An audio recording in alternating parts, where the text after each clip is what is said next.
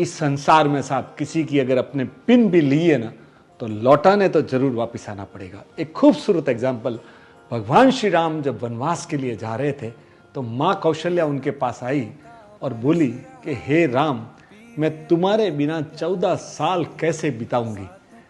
तब भगवान श्री राम ने कहा कि माँ, मैं तुम्हारे 14 साल वापस जरूर लौटाऊंगा।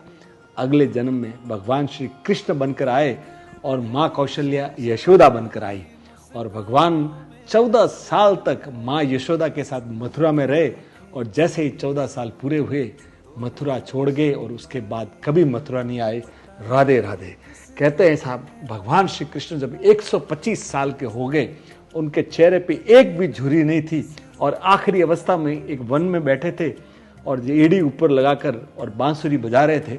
दूर से एक आदिवासी ने देखा कि शायद कोई हिरण है, तो तीर चलाया और वो भगवान के एड़ी में लगाया और जैसे ही उसको आदिवासी को लगा कि मैंने किसी और को लगा दिया, वो दौड़ता हुआ आया और जैसे ही भगवान श्री कृष्ण को देखा, रोते हुए बोला कि ये पाप मैंने कैसे कर दिया।